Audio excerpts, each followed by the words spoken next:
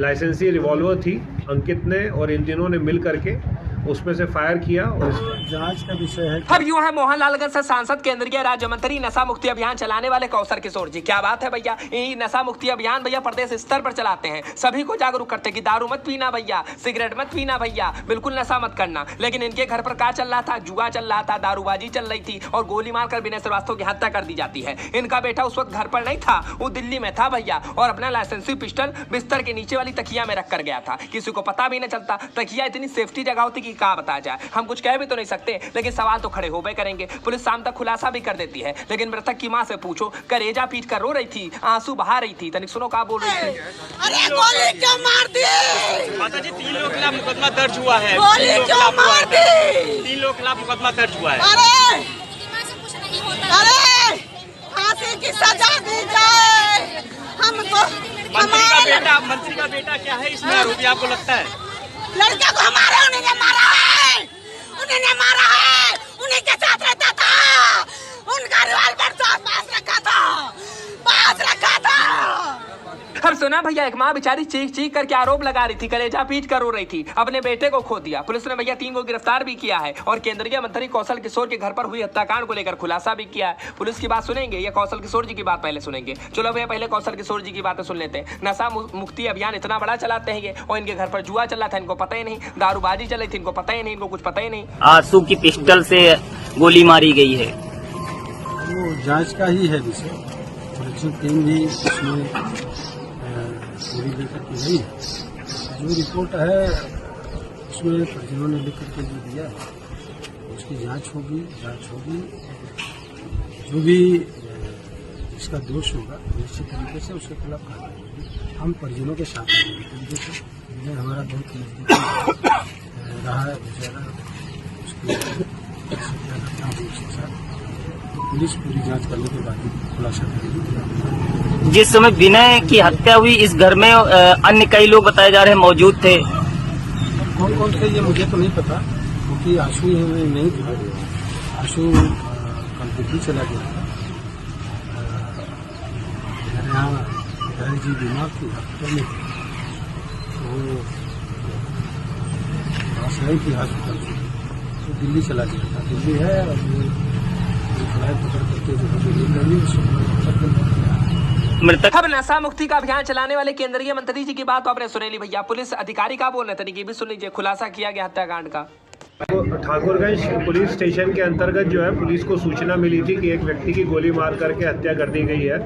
सुबह ये सूचना मिली थी, उसके बाद में जो है डीसीपी और एडिशनल डीसीपी और एसीपी के द्वारा जो है मौके का मुआयना किया गया। बाद में जॉइंट सीपी साहब भी गए थे वहाँ पे, और उस दौरान में जो है एक जो विकास श्रीवास्तव हैं उनके द्वारा ये तहरीर दी गई कि उनके बेटे विनय श्रीवास्तव को जो है वहाँ पे 3 लड़के जो हैं उसमें अजय रावत, अंकित वर्मा और शमीम, इन दोनों ने मिल करके उसकी हत्या कर दी है गोली मार करके। इसी पे जो है हम लोगों ने वहाँ पे फॉरेंसिक टीम को भेजा। फॉरेंसिक टीम ने वहाँ पे जो है एक खोखा कारतूस बरामद किया। उसके अलावा एक 32 बोर की जो पिस्टल थी, लाइसेंसी पिस्टल थी, उसको रिकवर किया।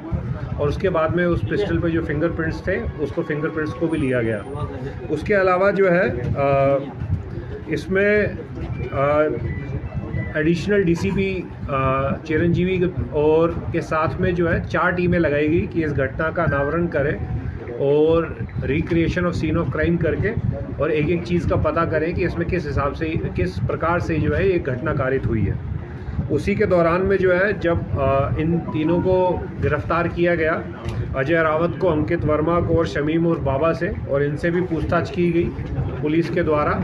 तो जो पूरा घटनाक्रम था वो इस प्रकार से सामने आया है प्रारंभिक पूछताछ में, प्रारंभिक विवेचना के दौरान, कि इसमें टोटल 6 लोग थे उस समय रात को। इनके द्वारा शराब का सेवन किया गया और उस साथ में ही जुआ जो है वहाँ पे खेल रहे थे 3 पत्ती। उसी दौरान में जो है तकरीबन 2 बजे के करीब में खाना मंगवाया गया। जो सौरभ था, सौरभ रावत, वो बाहर से जाकर के खाना लेकर के आया, फिर इन लोगों ने खाना खाया है। और 4 बजे तक जो है इसमें सौरभ रावत और एक और बंटी, ये दोनों जो है सोने के लिए चले गए और 4 लोग जो थे वो इसमें पीछे रह गए, जिसमें विनय था, अजय रावत था, अंकित था और शमीम था। उसी दौरान इन लोगों ने काफ़ी शराब का सेवन करा हुआ था। उसी दौरान में विनय ने झगड़ा किया इस बात को लेकर के कि वो 12,000 के करीब में जो है पैसे हार गया था।